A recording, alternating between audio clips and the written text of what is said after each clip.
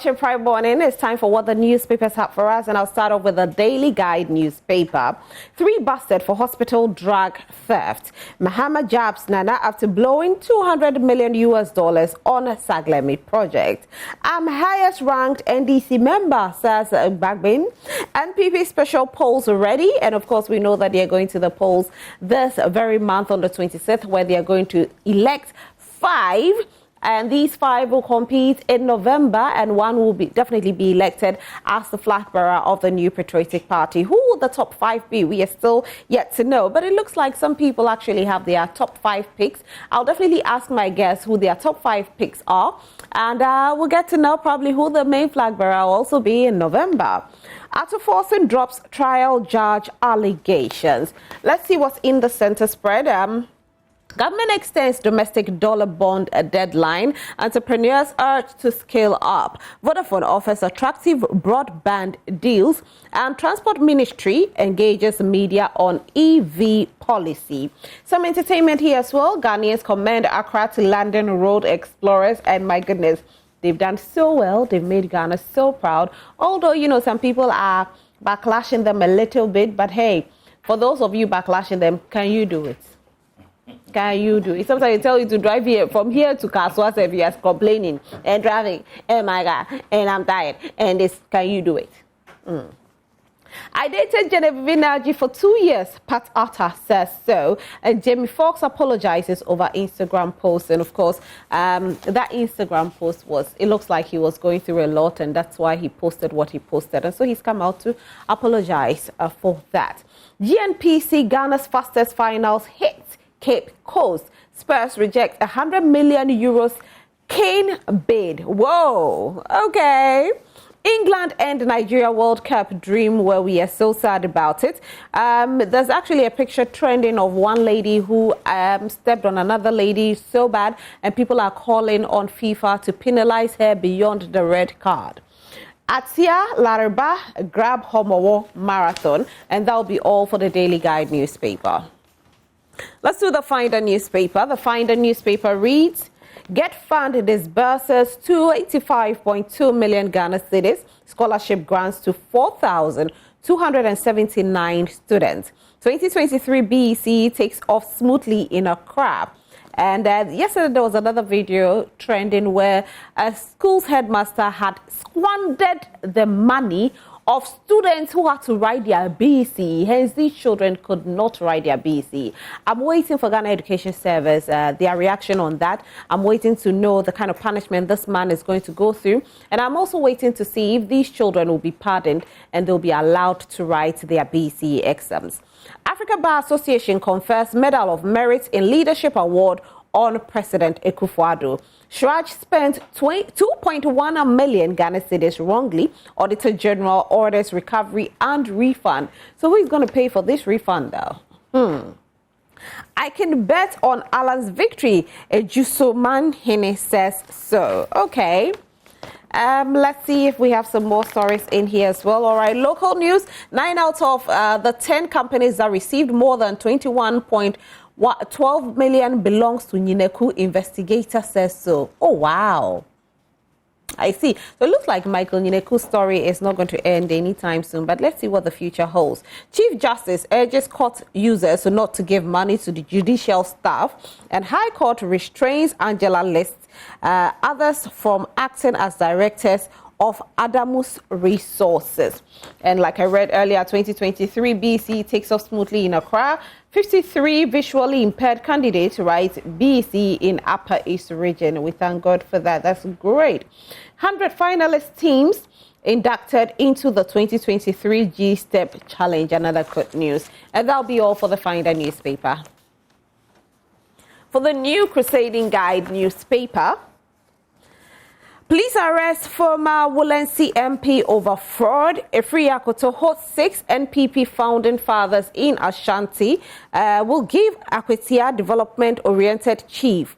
And Sasraku dynasty promises fight against Galamsey, River Guard system is the panacea.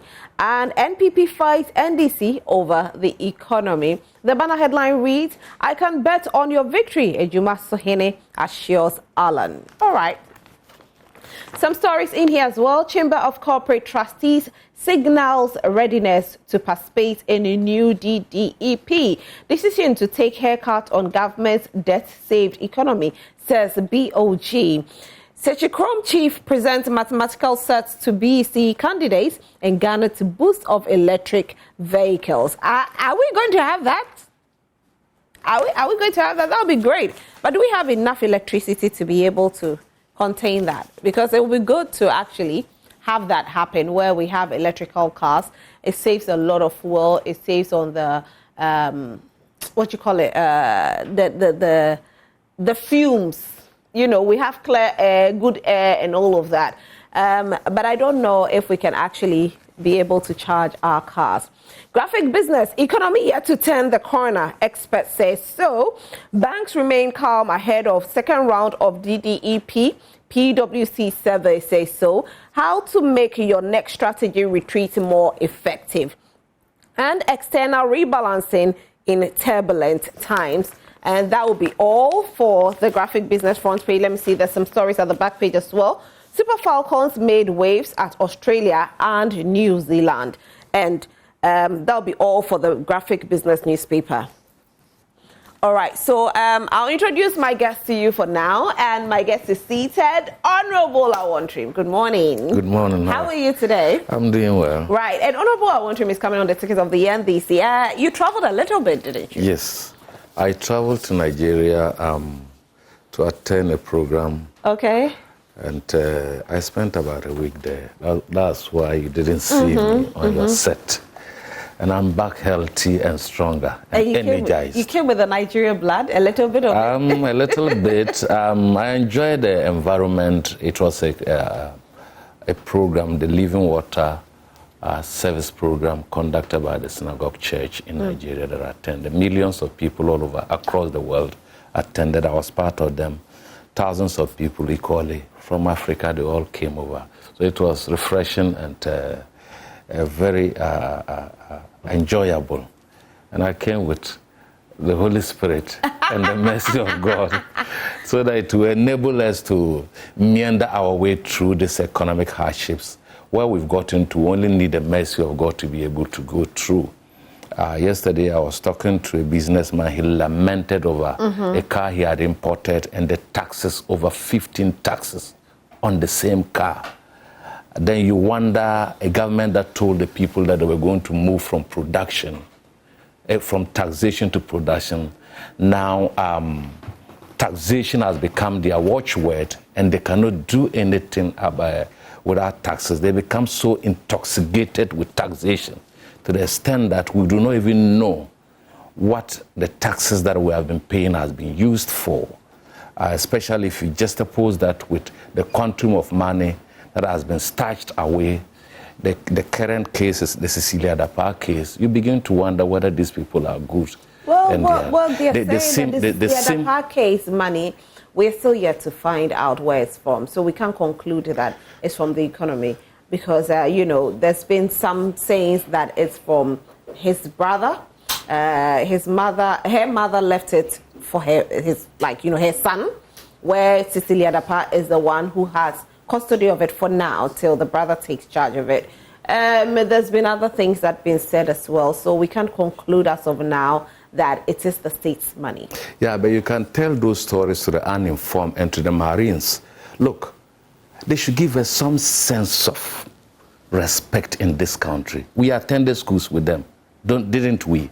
Don't you have classmates? We have classmates.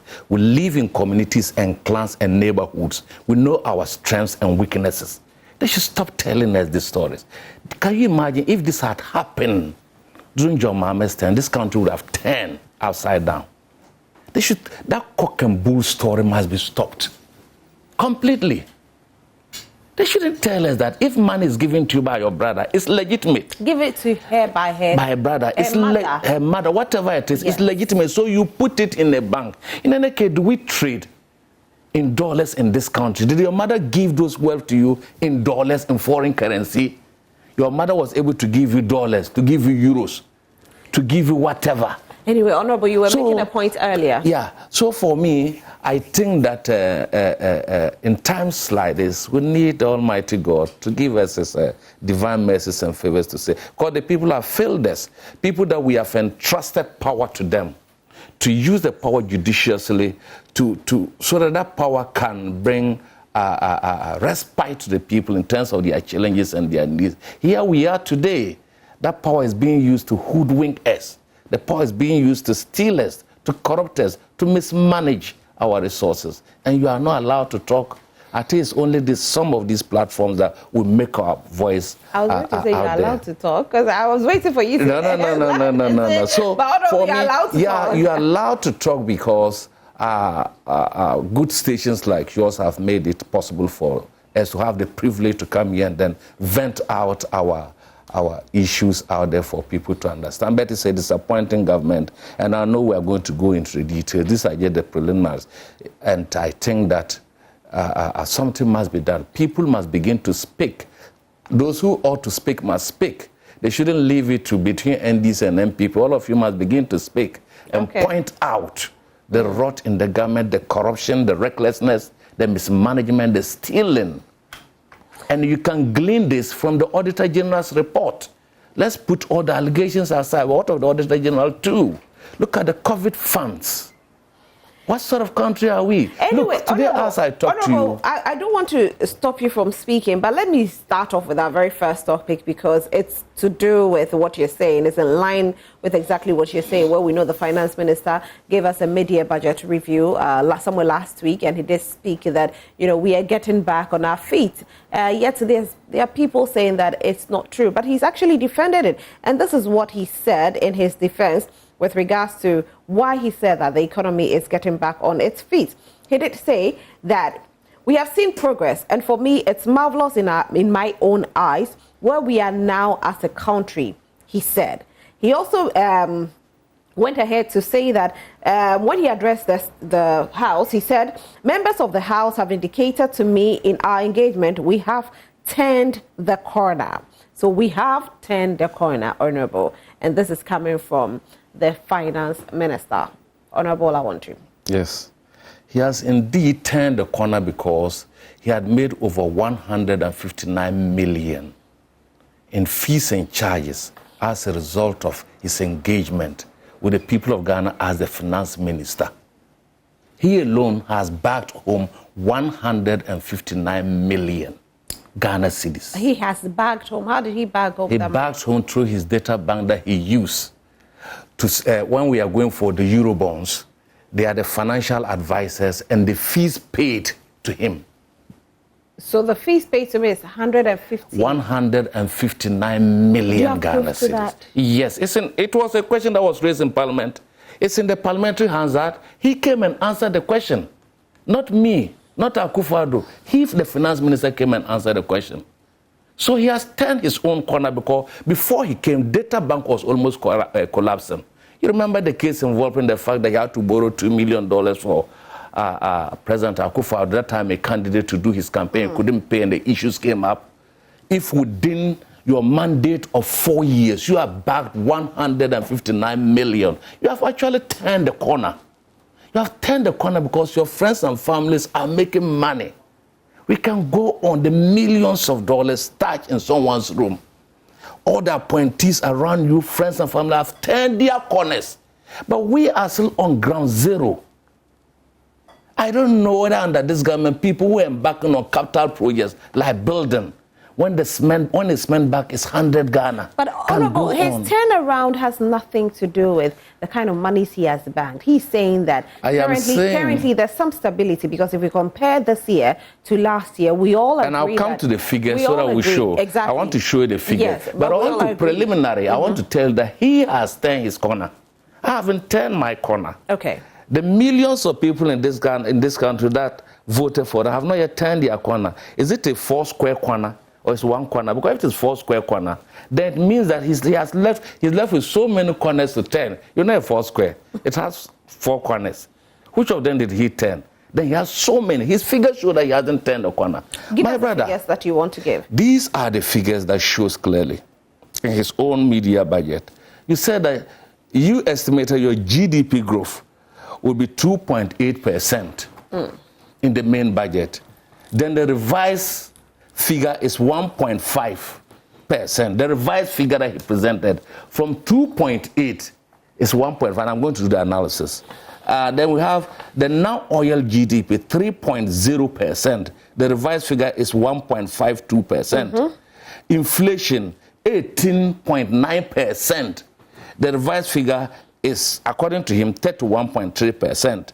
Gross reserve, 3.3% per month for a month. There's now 0.8.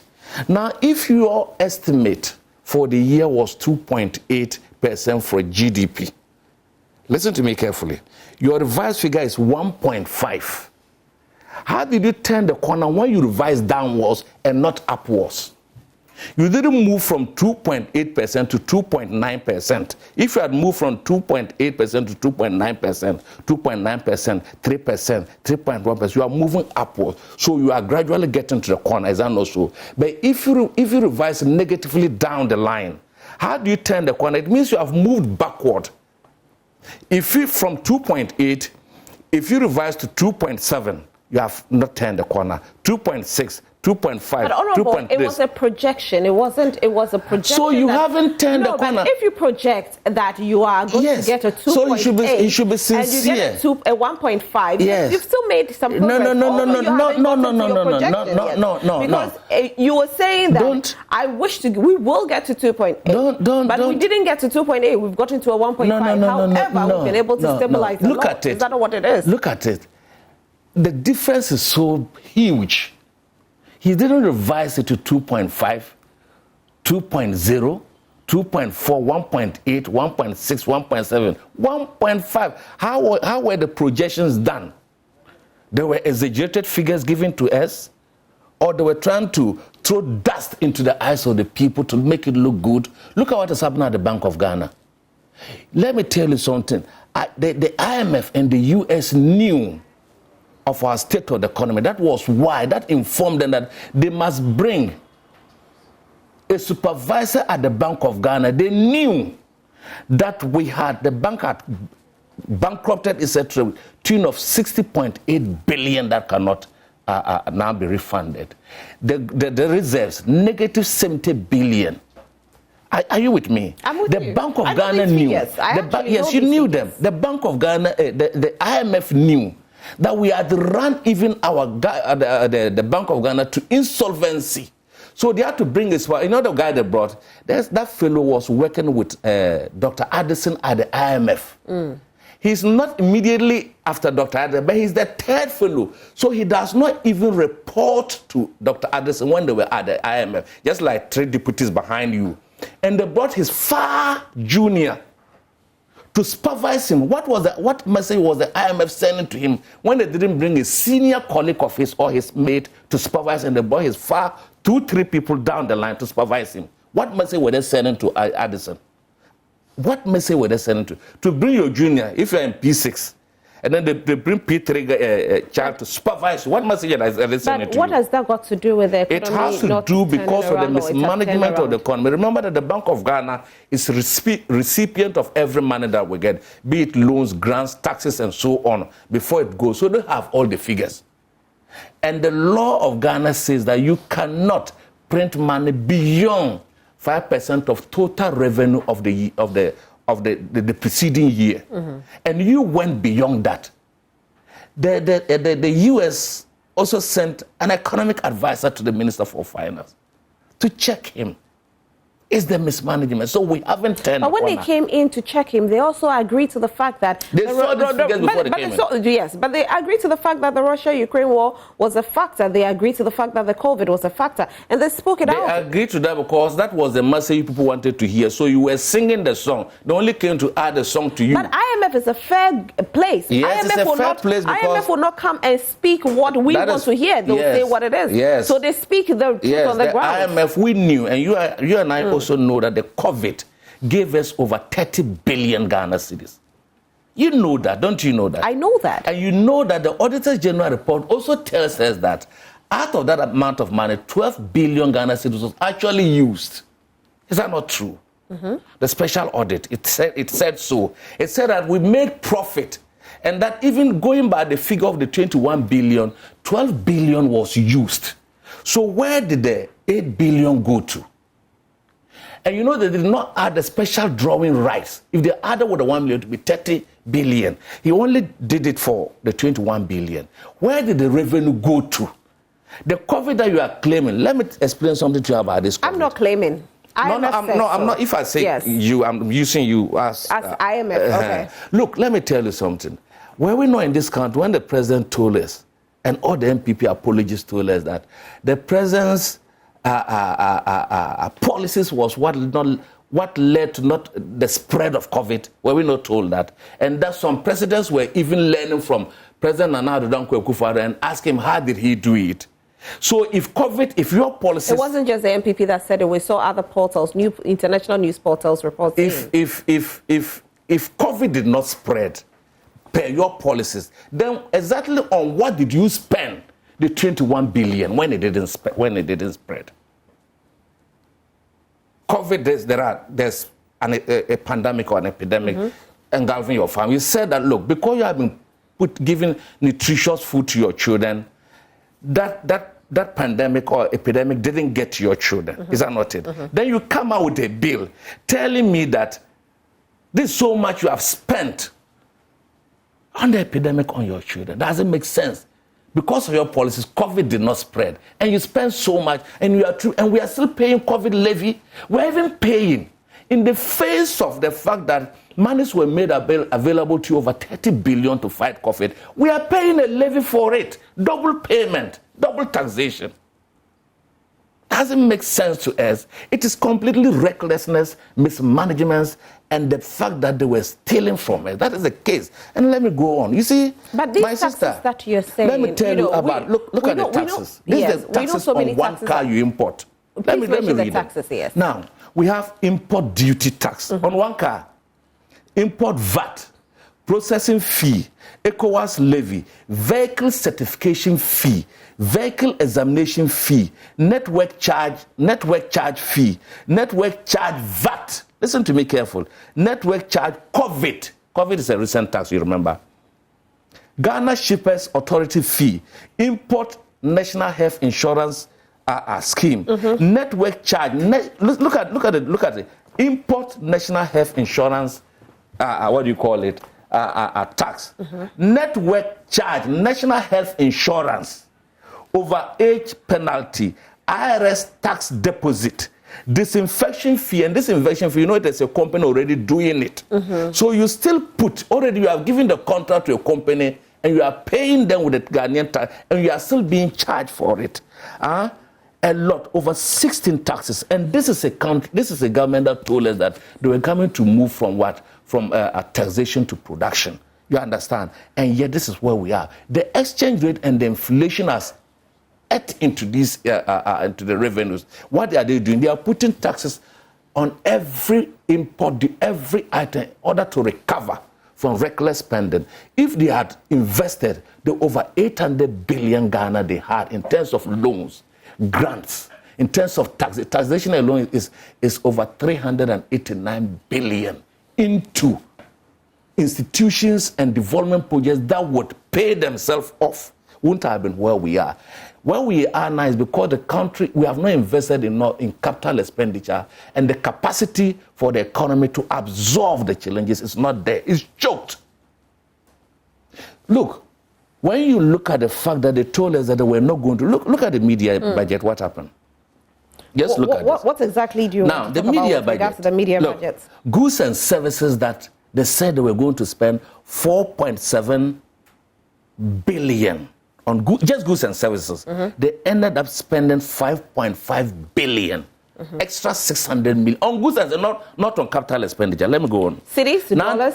No, cities. They are projecting. We all know that the cedi depreciated at a point in time, Honorable. So they should accept that.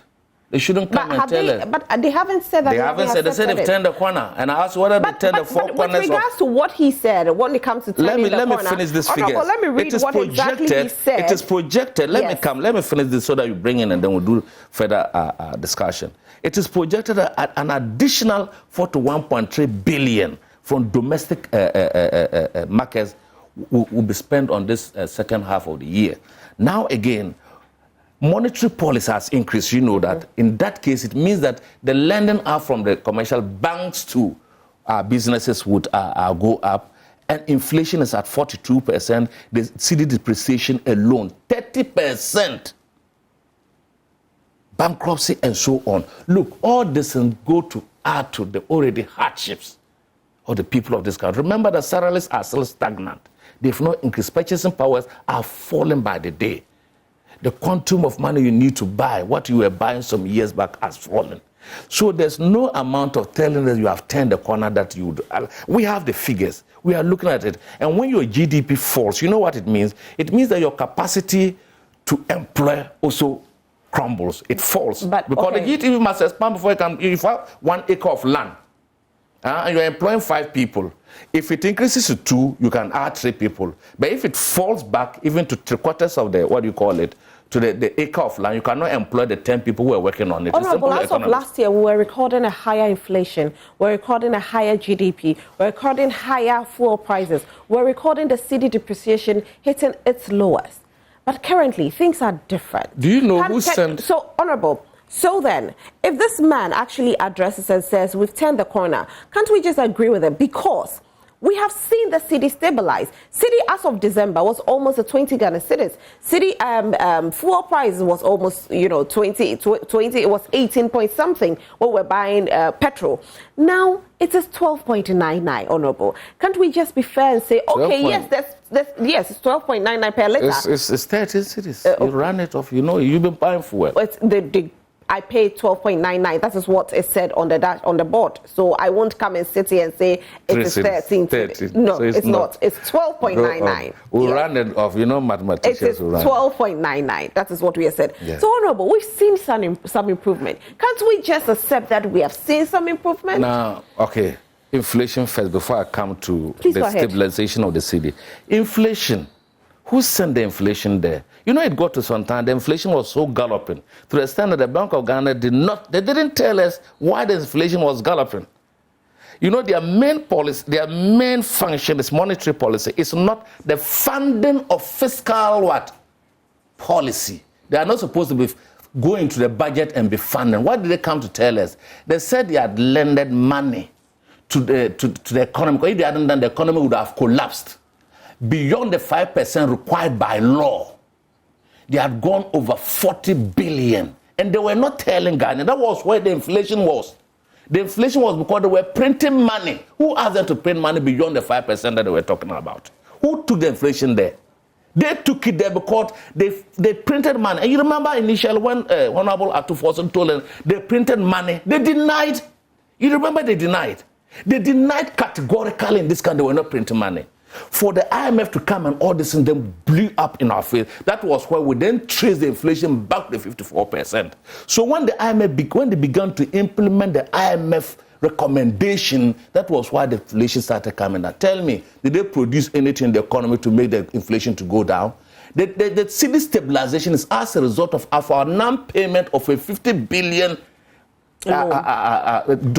cedis on our distance, on our what do you call it? Our external debt. So we have not paid our Eurobond. The interest and the principals are accruing. So you don't need more dollars. We haven't paid our foreign banks. We haven't paid China. We haven't paid India, UK, France, Germany, Saudi Arabia, and all our bilateral banks. That is why the cedi is stable. If we were to pump this money there, it would have even gone higher. Even in the fact that we have not paid those who lend us money, the cedi depreciation is still by this budget 30%. Even we haven't paid, it's still 30%. Assuming we're paying the 50 million, we're paying the interest and then the amortization, the principal. How much do you think it would have gone? So they caused it. They told us that we're not going to do these things, and that when the dollar was exposed, what is Bawumia saying? You know, remember those things he was telling us? What was he saying? I don't remember. The exchange rate would fail you if they would show if your figures are not adding up and so on. If your foundation is weak, the exchange rate would expose you. You understand? They brought all the... You see, the running of the economy is not about sloganeering. You don't come to Parliament anytime, whether you are coming for the main budget or the media review, you come with sloganeering. In fact, you must have empirical data and evidence to show. Carry the people along. Let the people understand. Don't be using sloganeering and say, we have 10, which corner? Which corner were we? Where were we and then we have 10? You sent them to that place and you are 10. So the inflation was self-created, self-inflicted, because you know very well that inflation comes about when more what? Funds are chasing figures, and that is what is happening. And you know, initially, even the Statistical Service of Ghana were wondering why the inflation keep eluding our people and keep jumping, going so high. Anyway, it was as a result of the printing of billions that has shown why 60.8 billion. Look, in 50 years, the Bank of Ghana has never declared insolvency. This Bank of Ghana... For the first time they have, though, but... Yes, why did they? Because they were going... they were contravening the law.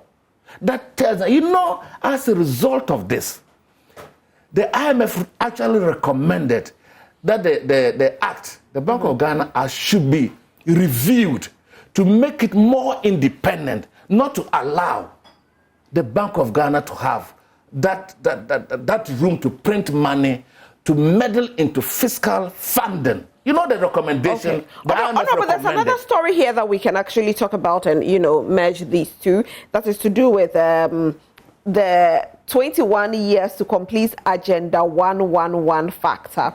Now, I'll read a little bit about it.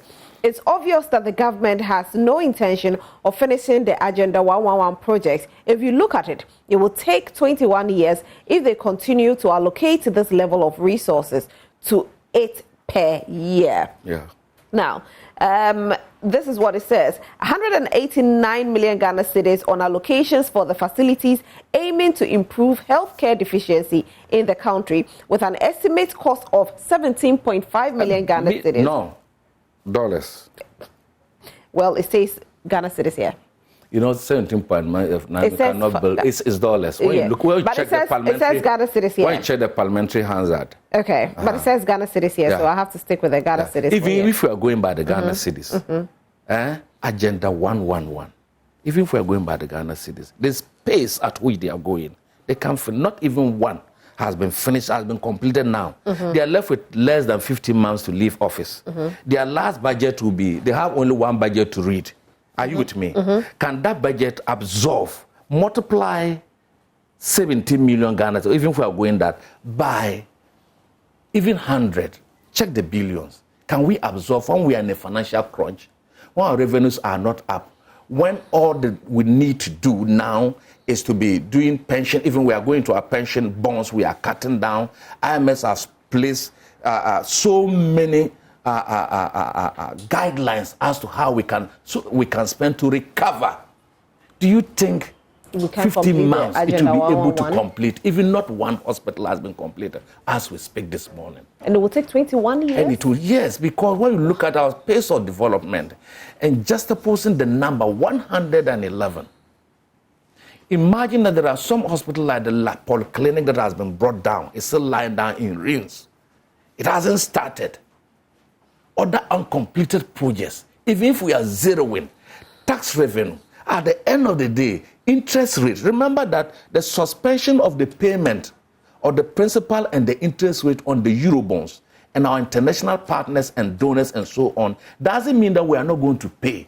It has only been put on hold. We'll be paying that in future when it kickstarts to be paid by future government. How can you then be embarking on such expansive projects when your creditors are out there demanding their monies? When your bondholders, including pensioners in Ghana here, are crying, they've lost their investment and so on. Businesses are no more booming.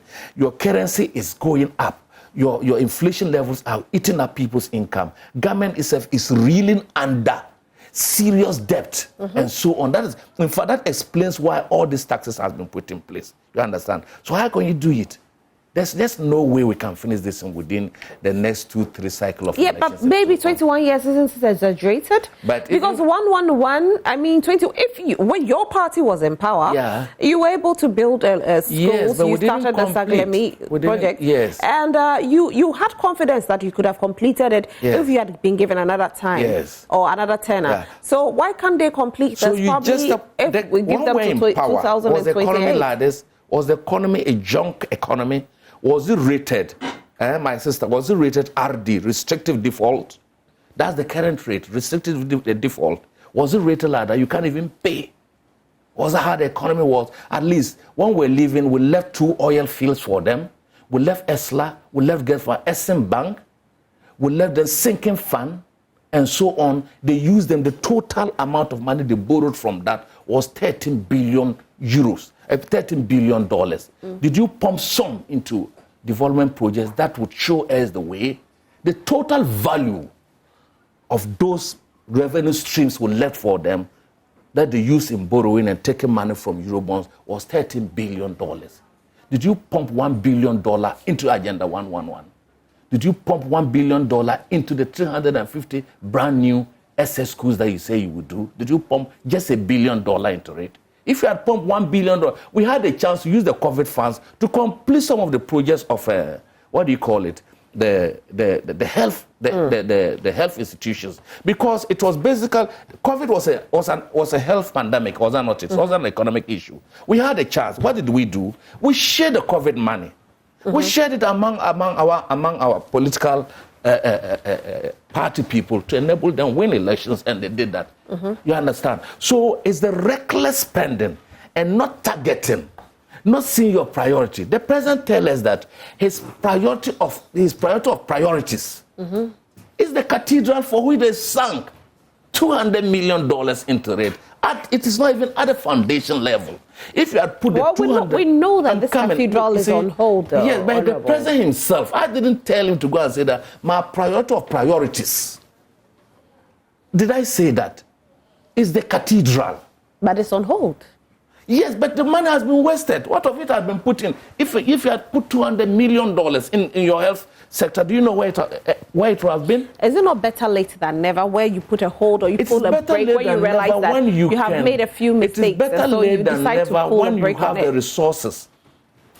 As of now, we don't have the resources. Ghana is bankrupt. You see, the taxes shows that we are not having the resources that we need to have. We can't go. We've been banned from international borrowing. You know that we've been banned from it. How are we going to source the funding? More taxes? How are you going to do more taxes? Look at the budget comes in. It's just because we have defaulted in paying these people. If not, interest, principal is everything that we get in the country. Emoluments have not yet come. When it comes, that is all. We can't do anything. Anyway, let me introduce our second guest who has come in. He just arrived, Solomon Asante, who is representing the NPP. Good morning, Solomon. Good morning, Roslyn. How are you? Uncle Timothy. Hello. It's been a while. I hope you're doing well. Great. How come you're late? Oh, come on. You ask again. That explanation will come after, since we are far behind time. No, I just need an explanation for my audience. For your audience to know why I'm late. Yes. Well, it's just from where I'm coming from. You know, I didn't even get here with my car. Oh, wow. You had to bring it, come in and pick a car just to rush. So you are going to apologize to them? Oh, yes, of course. Please go ahead. Oh, I do apologize to your cherished, or our cherished viewers this morning. I pray this breakdown of my car will not happen again. Oh, sorry about that, though. Oh, so you weren't getting the import? No. Oh, no. So I had to continue the journey with No. It was early in the morning, so there wasn't any traffic. For that time, you that time there wasn't, because I've been coming that time. There wasn't, but I mean, it was just on the road. They have to get some boys to just push me, pick a car and then rush over. Right. I hope you get a new car very soon. I pray so, but it all depends on my finances. You're looking for. Then what would your brother say? So if you are complaining, then what would no. But you see, that is one mistake I've been doing. Okay. You have to look at your strength before you look at what you can afford. I hope you understand me. Okay. I say I'm looking at my finances. If my finances will afford me a new one, since I'm not in the comfort of affording a new one, I think I will just manage with these mechanics till you get a new one. So then, will you agree with the finance minister with him saying that the economy has turned around? You know, we've turned the corner. That statement that he made. That statement that he made, I agreed with him in some aspects because I was looking at when for almost 1.5 years I wasn't coming to town with my vehicle. I'm heated to, especially during the last quarter of last year. When I get out from the house, I drop the keys. When I get to Pokwasi, the ACP interchange, then I park. Then I take my throttle. You know why? My diesel I have to buy 23 point something per liter. Okay. And my finances, I always watch my finances. I can't.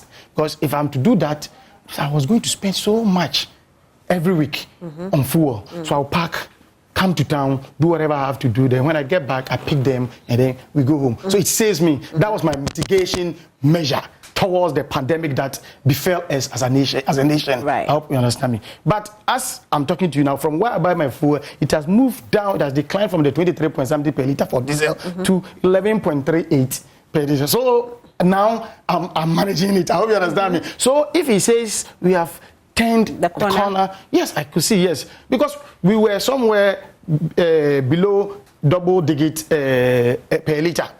We were somewhere below double digit per liter. And then it rose to 23. I wasn't coping. I couldn't enjoy it.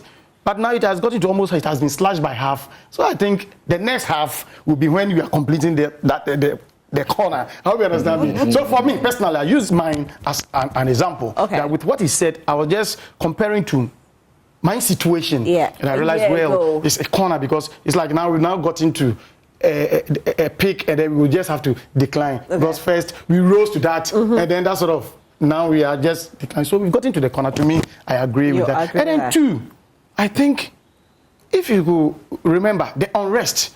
You see, you wake up in the morning going to pick a trotro and then they say the prices of the fare has been increased. Yeah. But when was the last time we heard of such? I hope you understand me. Dropped, I don't think, I'm not saying it has dropped, but maintained. I mean the unrest. I use the qualifier, unrest. Because you wake up, a trader, maybe in the morning when you were coming, leaving the house, you just have 10 cedis on you, or maybe less. Looking at from Pokwasi to Accra, 6 cedis. By then it was far less than that, somewhere around 4 or something. So you wake up one day, you go say 6 cedis. You know, it brings a whole lot of problem to you because sometimes you'll be having your children. I'm looking at those people that I sit in the trotro with. You know, just 2 days ago, I overheard the cleaner speaking to somebody on phone and was saying that she used to spend just like 10 cedis, but now she has to spend about 50 cedis on transportation, and her salary hasn't increased. So such a person cannot speak and say that the economy has turned around, right?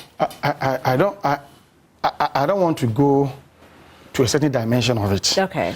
I can say it is not purely, it may not be purely accurate because transportation of 10 cedis rising to 50 cedis. I mean, wait, 10 cedis. 10 cedis, I don't know, maybe he or she is referring to maybe the in and out 10 cedis. Yeah. Maybe before the increments, and now it has shot from 10 cedis to 50 in and out. Yes. That is quite absurd because we've all passed through. Okay. We know the quantum of increment, like this. No, you are talking about. I know there were certain areas the percentage he's talking about. So there were certain areas that were charging like 1 cedi 50 pesos, and these same areas increased to 5 cedis.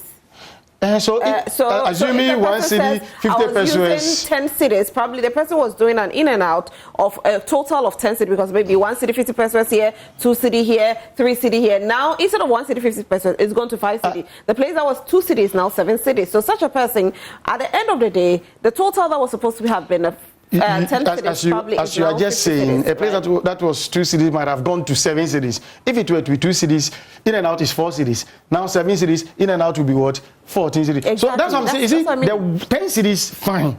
That is how you used to spend on your TNT. But for it to jump, look at the percentage of increment. I'm not saying there hasn't been increment. I've at least outlined mine, what I went through. Okay. There was increment. The increment has declined a bit, not to where we used to be. It hasn't declined for the normal person who still takes trotro. If you say normal, am I not normal person? No, because you have a car. Oh yes, it's a question to ask. Because I also fall within the bracket. I'm also a normal person. My point is that there are people out there who don't have access to their own cars. which we accept. And there are some of us who have our own cars. And so those of us who have our own cars will appreciate the fact that fuel prices have dropped from 23 to 11 cedis. Okay, now that person who is taking a throttle, unfortunately, because the fuel price dropped, it doesn't mean that their fare prices have dropped. They still have to maintain the same fare prices. So I'm asking, such a person cannot probably say similar to what you say. I get where you are coming from. Yes. They may sing similar song, but not to the extent that I'm singing. The reason why I'm saying this is, as the fuel prices dropped, yes, lorry fares came down, but not to the level that we were expecting. There was an anticipated 15% drop, and they didn't do it that way. And then, if you could remember, the most recent of lorry fares was when a supposed or a suggested 10% was announced to be dropped, and finally they decided not to do it. I hope you understand me. So, for that angle, I agree. But you see, the fares as we are paying now arranged like how we were paying some couple of months or some few months ago. It has dropped. That one, we have to appreciate that fact. Yes, it has dropped. So now total fares have dropped? Yeah, not now. If you say now, somebody will be reading into the now as in maybe this week or something, as in now. So what's your now? What is when your total fares dropped? Prior to the recent 10% that I'm saying that it was announced that they should do, and they didn't hit to. Mm-hmm. There was a decline in the price of transportation fares. Okay. Yes, because if you remember, that was when VIP to Kumasi was taking, I think, 1.2, that's 120, and then they have to come back to, I think, 100 cities or so, these figures. So at least there has been a decline, but not to what we are expecting. You know what? When it was rising to that level, it was, I think, the VIP, it was around 80 cedis, and then it moved to, I think, the 120.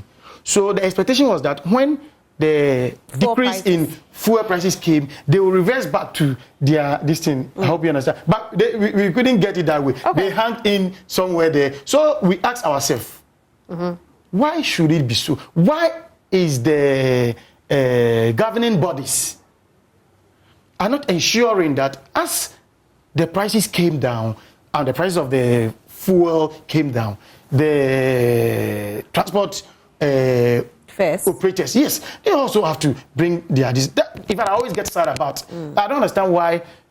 That's the same thing I'm saying. Yeah, ministry, is it the transport ministry, right? Transport. Yes. Or GPRTU. No, GPRTU will even respond to, if they are not acting, they will definitely have to respond to the directives of transport. But I don't understand why it should be so.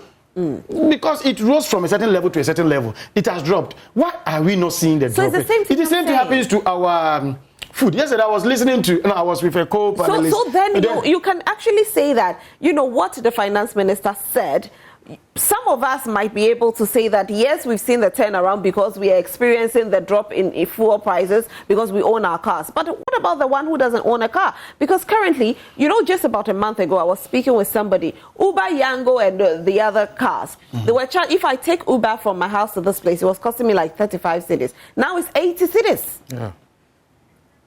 It's 80 Ghana cedis now. When it used to be just a month or two ago, it used to be even a month. I won't even go two. Have they given us the reason for the increment? If you say it's a month now, because I've not seen anything that nobody has said anything. That should cause. Nobody has said anything. Increment. You just more than times two. Exactly. No, it hasn't come down. So how are we regulating the price? Because these are Ghanaians who have to take these cars. So who is regulating these prices? Because the prices have shot up. These service providers, they also have price variations in their prices as to the time. If it is weekend, it's different. I'm talking about a time that, because there were times. So you should also be checking some of this. Let me tell you this. So increment is Solomon, exactly. So this is me. Sometimes when my car breaks down and I need to come to work, I'm in a hurry in the morning from 5 a.m. I'm taking an Uber, and it used to cost me 30 cedis or 35. Today, same time, Uber, 85 cedis. And the question is, why? Who is regulating this? Why do Ghanaians have to go through this? And these cars or these vehicles actually are used by people who don't own their own cars, who probably are struggling, and they have to use, they are working for people. And now they have to end up paying so much. So then some Ghanaians will not agree to the fact that the corner has been turned. So does it mean we should also take a look at the private operators? Government, you see, the determinants of these prices depends on we, the individuals, as private operators, businessmen, traders, whatever.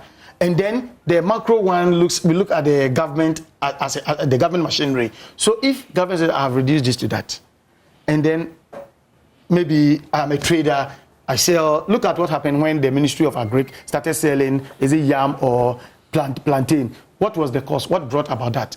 Because prices of fuel had dropped, prices of transportation had declined. There was that general expectation that for them to convey food from the hinterland to the cities, there should be a drop in the prices. But it was still on the high. So Ministry of Agri decided, if that is the case, then we'll provide a trash, go and bring it from hinterland where it is that cheap. We bring it to our doorstep. Those who come and buy. And look, when they got to that end, we were buying a bunch of plantain at 15 cedis, whereas that same will be costing over 50 cedis in the market. I hope you understand. So who is the cost? So should we always look at government, or we should also talk to ourselves that we need attitudinal change, that look, we are traders. Look at a driver who is driving a big truck, let's say a Rhino truck. You go to hinterland, you go and pick that same bunch of banana at the cost of maybe 20 cedis or 15 cedis or 10 cedis. Because yesterday I was another set, and my co-partner was mentioning that. That's why we have regulatory bodies. So you have people who will not want to do it, but the regulatory bodies. Trading. I remember you can't so regulate. Well, you go to a Bosokai right now, the same commodity, you get somebody selling it plus or minus 10 cedis, plus or minus 20 cedis, plus or minus. You can't regulate. When the dollar to the cedi ratio stabilized, we saw the government go to Makola to insist that vendors should drop their prices, and it was dropped.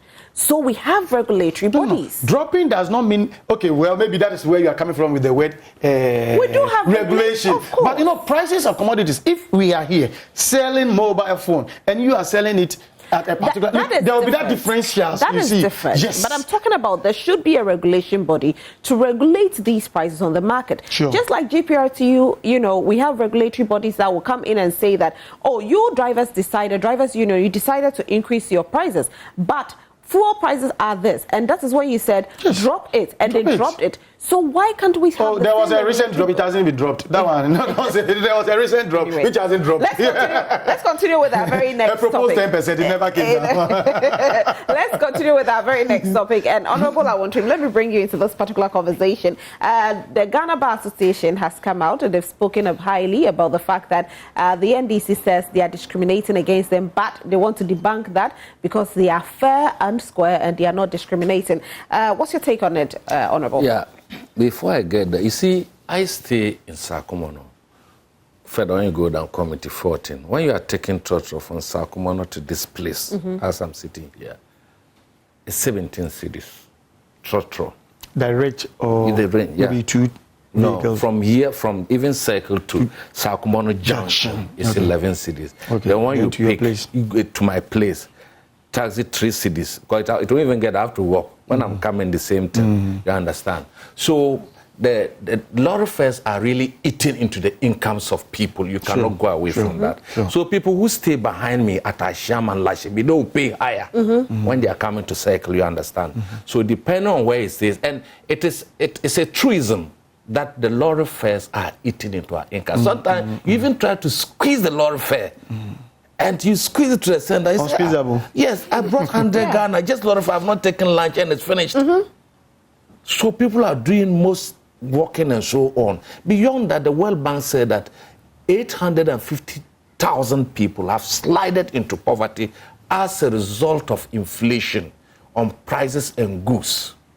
And goods and services. Services include transportation. So clearly it encapsulates, it captures that aspect of the hardships in the country. And I expected the media budget to have captured an aspect that will show that these 850,000 people that have slided into poverty, what are we going to see? Are we going to get them yanked back into their previous status by the close of the year? You understand? That will tell you how the economy is going and whether we are really turning while some people are turning the corner, some people are yet to start. because their standard of living has slided back there. But going back to the Ghana Bar Association, it's clear. Ghana Bar Association, you see, I am not a lawyer, but I've often admired them some years back when they were commenting on serious national issues and abuse of human rights and the violation of the Constitution and so on. So they were admired, even though those type of criticisms were hitting our government hard, be it under Rawlings, be it under John Mahama or His Excellency late President Mills. So if we see you today not doing that in the clear case of violation of rights, in the clear case of people who have died during elections, and you haven't said anything, and the clear case of even look at the issue about the comment about former Attorney General Dr. Ayene when he gave the lecture at at Tech, Professor Kwesi H. Prempeh and Co. were there. They had to refer him to the Ghana Bar Association there because he was constantly talking about the case that was sent to the Supreme Court. People can't talk. The Ghana Bar Association, you are sitting on clear violation. Issues, you know the law. You are supposed to be guidance of our Constitution and shepherds at order. Your voice counts a lot in terms of governance. We've seen where you looked on when government is violating the rights of people and so on. And the discrimination comes on the fact that, look, issues with the Electoral Commission, issues about elections are issues that are sacrosanct. They are issues that are dear to the people of this country. That is why the Electoral Commissioner is the only one who there's a Mowak. Do you know Mowak? Military Mowak guiding her. Not even the Chief Justice. She doesn't have a Mowak guiding her. We know that for a fact. I also know that I go to your sister. I know where she stays. How many Mowaks are even able to ply our roads, Honorable? Okay, would you allow me? Okay, please, I'll allow you. I know where she stays, at Labone. And I passed there. And there's a Mowak in front of her house? Yes, standing there, stationary. Oh, it's true. Send your cameras. It's constant. I'll go to CTV. I'll go to the other stations there. And that's why I pass and go. It's and constant. With in front of a house? Yes, with police people stationed there. The cantonments people are listening to there might be police, but Mowak is there constantly. They even say... But she's not a military person. How does she have a Mowak in front of her house? Even the CDS doesn't have a Mowak in front of her house. Even the IGP. Even the Chief Justice. Even the Chief Justice, even the President, even the Vice, even the Speaker of Parliament has no Mowak. He has a Mowak. Why? It tells you the importance of the Electoral Commission. Anything that goes wrong, that this country can go into flames. Even though we know that there were other EC boss who were even walking around taking lotus. There were other EC boss who were driving themselves in town. No one touched them. So it's your conduct that will tell people who you are. So it's the conduct of the Bar Association that tells people. There have been cases of bribery against some lawyers, against even some issues that are nauseating. And yet we expect to hear the voice. We expect to hear the voices of other moral society like the Christian Council, the Peace Council, how they were active, how they were taking people. We were in this country when the Catholic bishop said that President Mahama had no common sense because he had admitted they get more two people. And Mahama said that he was doing that because of what? Compassion. And said compassion must be exercised with common sense. So we asked the Catholic bishop whether Jesus Christ, something bones. He was at the Obuanse. Okay. We asked him whether Jesus Christ exercised compassion with common sense and so on. So we've seen some pastors speak on behalf of the NPP. What we are saying is that right? The Ghana Bar Association, they are our own lawyers. You have your friends and our people who are lawyers, you know all of them. From the Chachukatas to Matna Midu, they are all NDC people. Dr. Beda Samuel, you name all them, including the young lawyers, they are part and parcel of your association. If you clearly demonstrate that one political party, your actions are antagonistic towards where the other political party, you are romancing with them. How are they romancing with them? We would see, because some time ago, your comments against our government were so are irritating. But For the Ghana Bar Association, what comments did they make? They even held press conferences. And said what? Oh, I cannot really recall Because I don't remember them saying anything. A lot. Against... Even they talked about corruption, they talked about misgovernance, they talked about discrimination, they talked about a lot of issues that borders on violation of the Constitution. All right. So we expect them as a professional body to bring to bear their expertise for the sake of good governance. Well, they said that they are bringing to bear. No, we couldn't have said that out of vacuum. We couldn't have said that out of a figment of our imagination. They are there and so on. You can show your partisanship. Because as a lawyer, you can do what you want to do. But clearly, when you are leading an association like the Bar Association Executive and so on, you should comment on issues that are of great national interest. I'm talking about even electoral issues. 8 people died in Techiman, including a child, including one boy from Sanama. He's a cousin. I even went there and realized that the father is even related to me, Ayark Abdallah. Just for observation, we can go on and on and on. Okay. We've seen cases where even the national security minister came out to admonish and advise the court about their rulings, and that if the rulings are going in a particular way, it's a case of insecurity, and they should look at how they are ruled. The National Security Minister said, "All right, let me bring Solomon in. We expected people like the Ghana Bar Association and co. They are silence on corruption. You know how they were very vocal on corruption, recklessness, and mismanagement of the corruption. They will say that they are vocal on what is evident. No, when things are said in a casual way and not repeatedly and emphatically to draw in the point, it means that you are romancing the issue. If you say it emphatically, repeatedly, and directly, the people who are abusing the law would know. But if you say it just passing and it ends there, then we can read into your character. Solomon. Rosalind, when I hear complaints of such nature, what I first do is, who is complaining?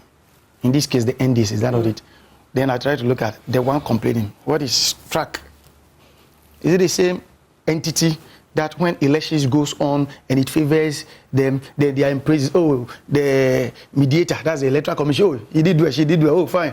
But when the results tend to go against them, then they start sort of saying all sort of things against the commissioner. Are we not in this country? In 2012, they won. We went to court because we didn't like the outcome. We thought something went on. It should have gone in our favor, but it didn't. At the time, the NDC were praising the EC. The EC boss was different at that time. No, I don't really want to look at the personality. I'm looking at the GC.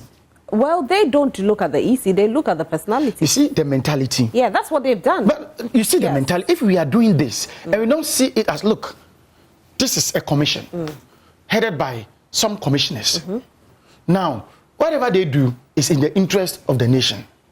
So, if they did it well, it's the commission. If they did not do it well, it's the commission. But if you try to look at or unveil this to just pinpoint on an individual, it means we are not helping the nation. Why am I saying this? You see, we are talking about this issue with this Ghana Bar Association and what the NDC is saying about them. For me, for all this, I have not seen. What is the role of the GBA? Is an association of the bar in Ghana. And before they will be heard, they are not like we commentators sitting on radio and TV every now and then. They will be heard through their holdings, their findings, their rulings in their various courts. Just like recently when this JC thing came, just like some time ago, I think last quarter of last year, when this yield everything was going on, Justice Abdullahi and the Attorney General, the case on the yield levy, how it went. You see, then we hear them talking, then you see that some of the things that they will say will touch on the persisting issues within the system. But do we expect them to come and sit on radio or what, to hold press conference and say this, that? For me, I think the NDC perhaps thinks they are doing the right thing, but I see it otherwise. Okay, tell us how you see it. Why do I say I see it otherwise. They think, one, the body is not sort of, is biased, always tilting towards the other political divide and not to them. Have we asked ourselves the prevailing circumstances which brings that? Look at this everything. All their cries may be coming out from these cases that I'm mentioning. This Justice Abdullahi thing, this Jetikwesi thing. You know, all these cases, this 2020 election petition, they went. You see, it went in the favor of the other political divide. So they think it is a ruling that has gone against them. Therefore, the system, if I say the system, I'm referring to the judiciary, is against them. I hope you understand me. So then they turn on them. But you know, the Judiciary actually rose, had a lot of eyebrows rising because people felt that having a day-to-day attendance into court, it's quite weird in our system here. I'm not even looking at that. And probably that's the reason why they have issues, some issues, right? I'm not even looking at that. They started having issues from the one when one man, Michael Nimaku Ankoma, sent Jetikwesi to court. That was a civil issue that he does not qualify. So when the first ruling came that his name should be scrapped, they started picking up at the judiciary on that score. Really? When even this daily appearance has not even come. I'm not even talking about this daily appearance then. That one, if you get there, it will be another judicial matter to talk of. But I've not even got it. I'm talking about the first one that came and then they started. I hope you understand. But you think the daily what I'm saying is the NDC is well noted. The daily one is fair, Solomon. The daily appearance in court. Do you think it's fair? We no, I'm just asking a question though. Do you think it's fair? I heard my honorable member saying they know the law. Okay. I hope you understand. Okay. It is a clear admittance that so between them the law. and us, right. they know the law. I hope you understand me. Right. So if the person who knows the law says, or the mechanic, the one who knows the problems of the car, he says, this is it. How would you and I? But this is why the NDC is actually saying that it's not fair. You see, that's what I'm saying. That look at the two political parties that we are talking about. The two of us have all gone to the Supreme Court for electoral disputes to be settled. When we went, the outcome came, it hit at us. What was the response of our leader? The party said, though we did not side with the outcome, well, we have no option that because it is the court which has spoken. But that's the same thing the NDC said. They said they can't challenge it. Were you in Ghana or you went for some holidays? In Ghana. They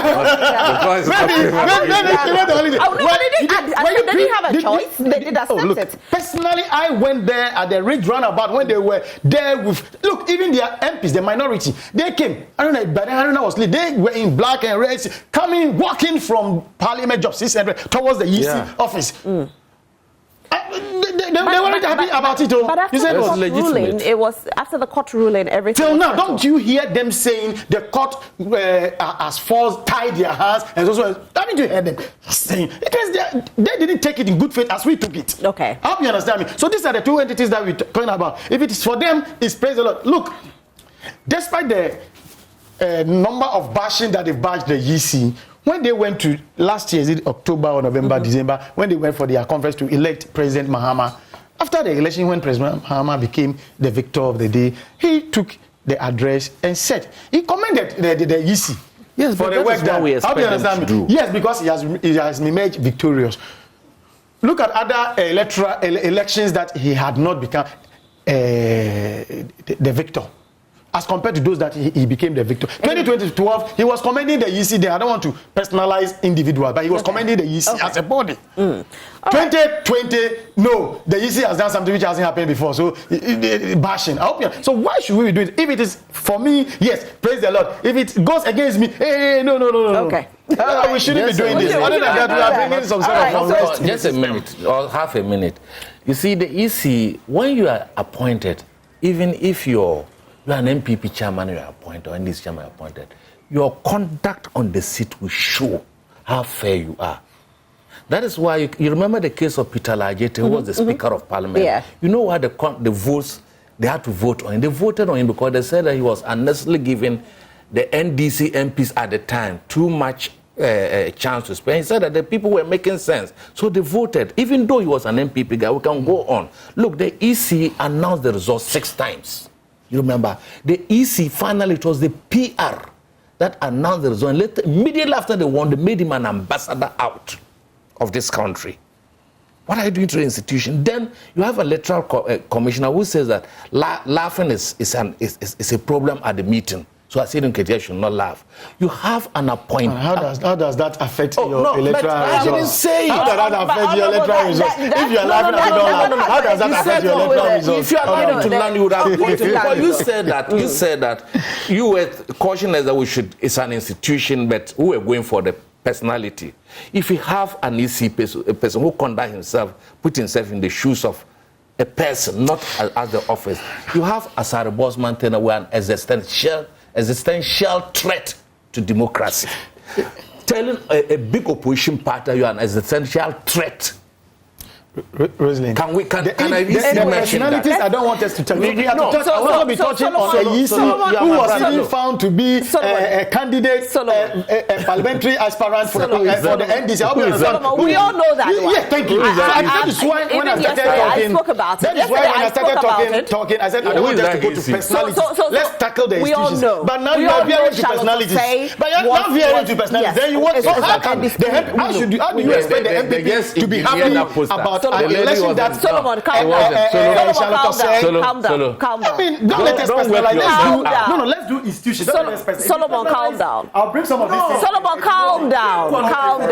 Like that. Honorable, I want him. Who says you go and say that NDC was a threat to democracy? Honorable, it's okay. It's in the past. Let's move on to our next story. Let's move on to our next story. And this one actually, so I want to end it with two stories. So I want to start with this particular one, which I don't know Solomon's take on it, but Botwe has spoken. He says that Bawumia is the NPP's best strategic choice for 2024. And I know the camp you belong to. Wow. Yes. So your take on it?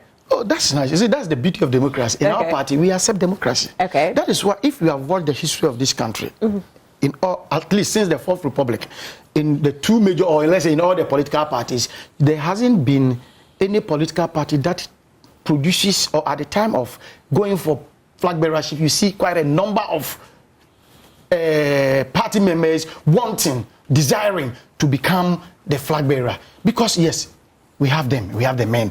Now, out of the men, you have preferences. As we are seated here, if we are to say, okay, this nutrient product here, somebody will say, oh, I don't like. Somebody will say, yeah, that is it. That is Botwe's choice. Is that not it? Can you deny him, or can you tell him why should he pick that as a choice? No.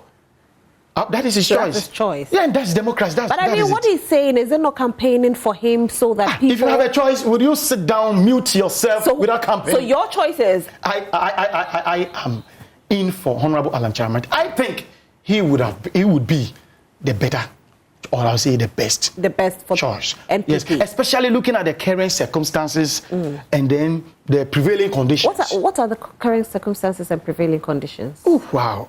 Let me tell you, when President Kufuor was on as the president, he brought this system where free maternity was there. That was around 2005 that way. These children, the products of Ghanaians, when the pregnant women go to hospital, they were given free medical care, and then they gave birth to these children.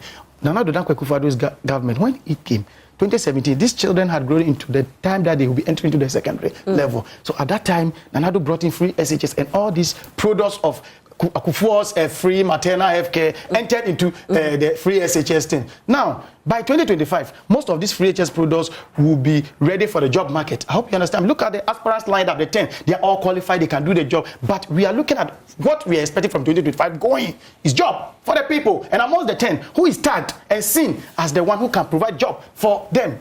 We are in the era of industrialization. That is why I believe my choice. No two ways about that. But let's respect the choice of who? Honorable Botwe. Okay. Simple as that. All right. Honorable, I want to. You see, the NPP seems not to learn from history. And in a political context within you, then you see MPs, ministers of state, CEOs of state agencies, and the Flaster House ganging for one fellow against 9 other people. But you did the same. Which people? Did you gang up for John Dramani Mahama? We are talking about it. If you allow me to finish. I want to finish.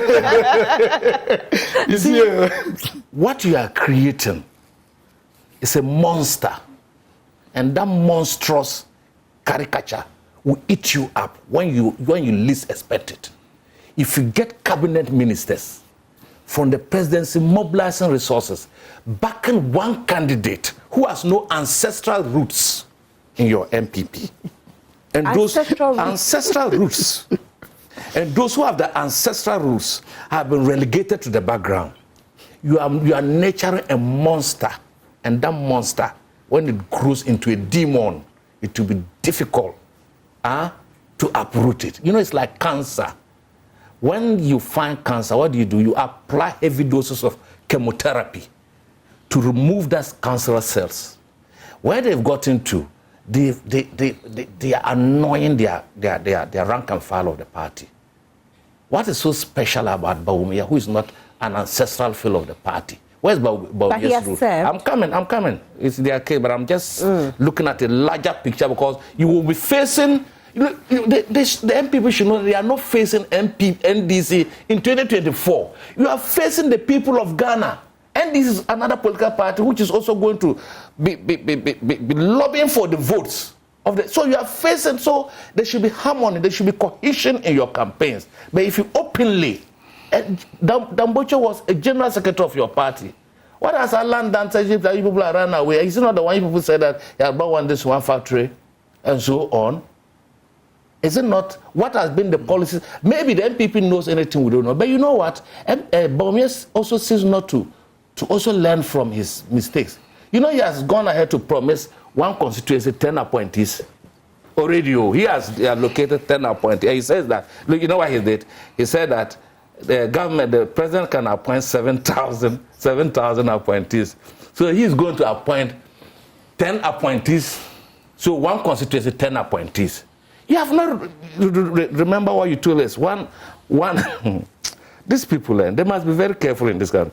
One constituency, 1 million. Bawumia said it, and said that if the districts do not come for their money, people in Accra will eat their money up. Wasn't Bawumia who said that? And yet we haven't seen the money.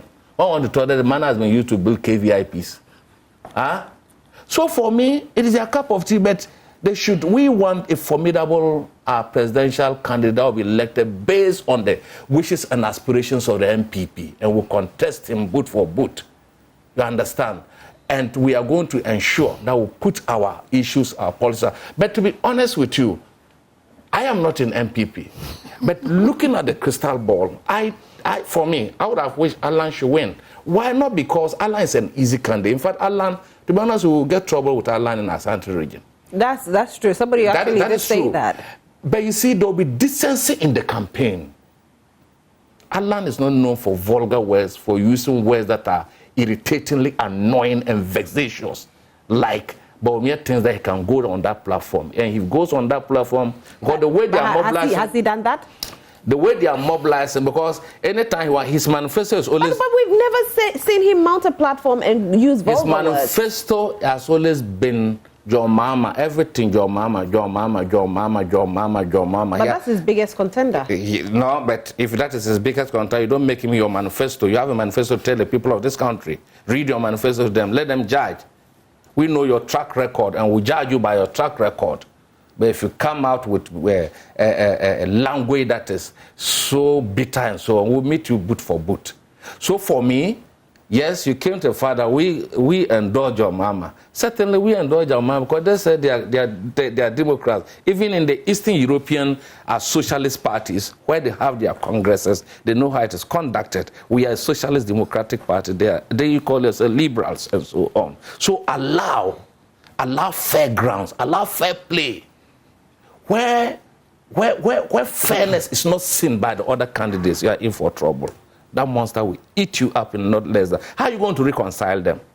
When now all your appointees, your MPs, your ministers, your cabinet minister, the president himself, the vice president himself, the chief of staff, all of you have ganged against a perceived gang of 9. And they've all seen it. And you can't tell it. The president came out and said that he does not support the candidate. You should tell that story to the Marines. You shouldn't come and tell that we don't know. You think we are kids in this country. You think my brother Solomon is a kid. You think all people here are kids that they don't know who the president supports. Oh, you know? I know the president support, what do you call it, Dr. Bawumia. How do I know? How do I know? Yeah, how do you know? When the president's family and friends, he's the head of the family and friends that he has appointed, are all supporting Bawumia, how can your children be supporting the father will be standing elsewhere? Well, we know in this country, when they went to Kasua here, for the finance minister to go, they went to a church like that, where Bawumia himself went and lied in a church, you remember? When he said that the Covet, I wasn't the one who gave the figures to him. He wasn't lying in a church. Look at the controversy. Honorable. Oh, my sister. So was I the one who gave the COVID figures to you to go and be mentioning figures when the president had mentioned a figure, the finance minister had mentioned a figure? What did Ken Ofori-Atta say? Ken Ofori-Atta said that yes, Bawumia is the right fellow to lead the NPP because he will never disappoint. You went to a church and lied. And that problem too is hanging. We haven't resolved the problem. Anyway. And you see, so the problems are many, but for me, we want to see a peaceful flag bearership race. The grounds should be first and foremost fair. So that when anyone loses, say that, look, it's fair, just like sending a case to court. Sometimes you lose a case, but you're happy with the ruling. And so you're hoping. So who are your top 5? Quickly, and then we end the conversation. Your top 5, Solomon?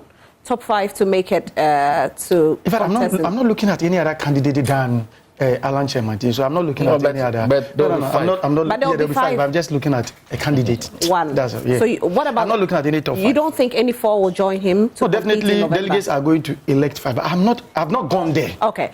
I'll just look at the candidate that I think is going to be the next top president 5 of the Republic. That's all. It's premised on the fact that you have created a problem for yourself. Why this super congress and whatnot? Bawumia will be one, Alan will be there, Kennedy Japan will be there. I think Adainimu would also be there. And I think that Free Akoto will be there. Okay. Because, you know, they are all in the president's line. Okay. They are subtly campaigning for Alan Chamantin. Free Akoto and Co. Free Akoto is campaigning for Alan? Subtly. For Alan? Campaigning for Alan? No, for, what is his name, Dr. Bawumia. I see. We know that. Okay. All right. Thank you so much for being here, gentlemen. We are super, super grateful. And we know that we'll have you again next week. But when we come also on 26th, that's when 26th is the voting, right? The voting. This month. So the Tuesday, this month, where they'll select 5. So the Tuesday after that, we'll come back and we'll know who the top 5 are. And then we campaign for the top 1 as well. Thank you so much. My guests have been Honorable Awantrim, who represented the NDC, and of course, Solomon Asante, who represented the NPP. Thank you so much.